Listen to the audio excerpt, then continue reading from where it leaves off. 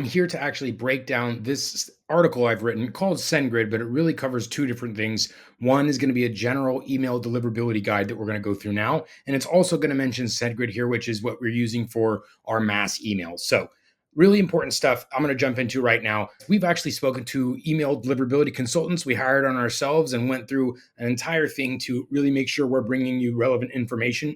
However, there are always changes coming down the pipeline. It was just last February of 2024 that a bunch of changes were made. So there may be even more changes coming in the near future. However, we're ready to talk about what it looks like today. The very first thing I want to address here, guys, is what types of emails we're going to be sending, what our list and their behaviors are. If you plan on acquiring contact lists, like you're purchasing lists, you're scraping them, you're getting them from somebody else, they're not your own contacts, meaning they haven't seen your material, knowing your brand, filled out a form, opted in, did an advertisement, something, right? They know nothing of you yet. Those are what we're going to consider cold contacts. And when you're sending emails to them, they are considered cold emails because there's no conversation history between you two, between your email addresses and their receiving email address. So that's what we'll call cold contacts moving forward. And there's a huge difference here, guys, in between sending cold emails and non-cold emails. So that's the first thing I want to address. One of these things, if you're sending cold emails, you guys can't really send more than 50 per day per domain. That's what's being described here. It's really, there's some very strict sending limits around sending cold emails. You want to have multiple different emails if you want to exceed that 50 a day sending limit. There's also going to be some additional steps here around warm up and things like that. So just make sure you guys actually read through every line of this. I'm not going to do that here in this video because it's kind of extra. So no need. But I will want you guys to read through this, and I want to just cover a couple of topics in it. So this first part is like be aware. If you're sending cold stuff, you need to read this.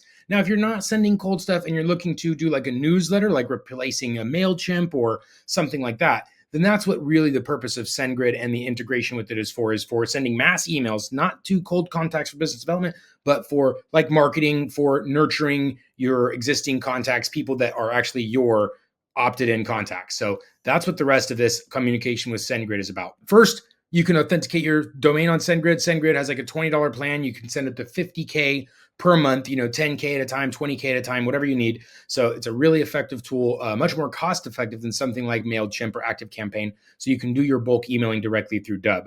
So that's what these two first pieces are, is about how to authenticate and then how to connect your SendGrid account to Dubb. One of the first things it mentioned is if you're doing the cold email situation, you're going to need to skip to step 4, which is you need multiple different domains. For example, we don't send emails from dubb.com if we're going to send cold emails. They're sent from dubb.email or dubb.us or dubbemail.com, something other than dubb.com. And so for every 50 cold emails you want to send per day, you'll want a new domain, a new sending email address for each 50. So that's what this is talking about. Get multiple domains if you plan on cold emails.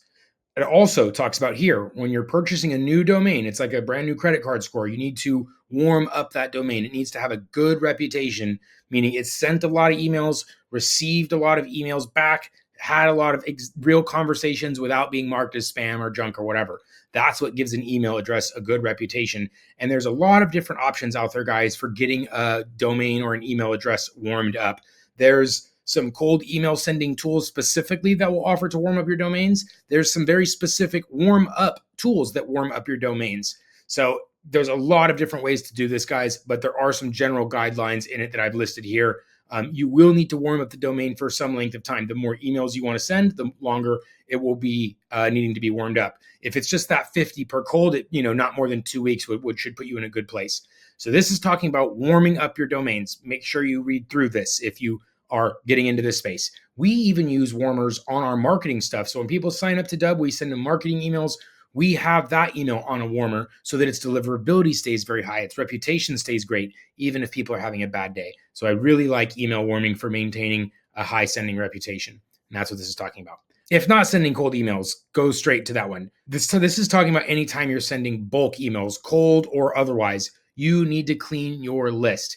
If you have 100 contacts and let's say 5 of them are old, they changed emails, that email is no longer valid, and you send an email to 100 people, you're at a 5% bounce rate. This is no bueno. This is not good, guys. This is going to tank your sending reputation very quickly. So instead of doing that, You're going to clean your list before you ever send it, before you enroll it in an automation, anything like that. Super, super important to make sure your list is clean.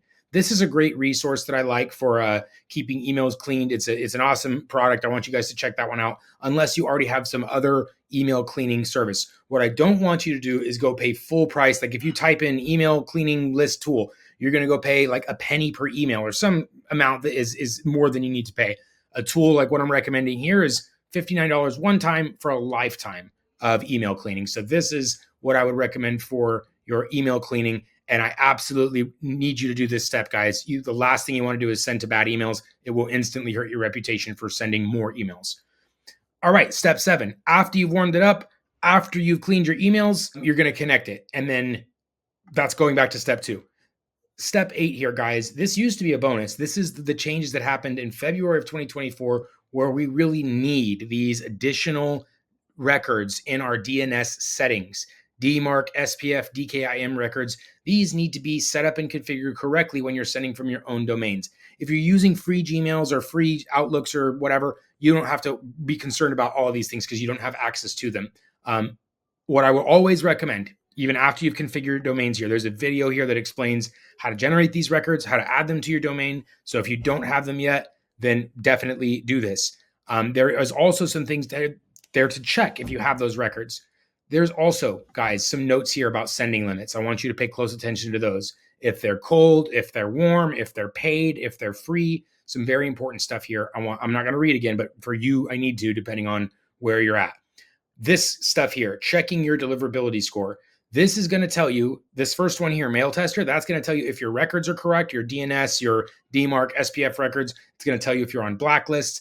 And this one here is going to tell you how you're actually delivering into different types of inboxes. Like, are you being delivered to Gmails or Outlooks or Apple Mails? So both of these are really valuable tools for checking your email deliverability.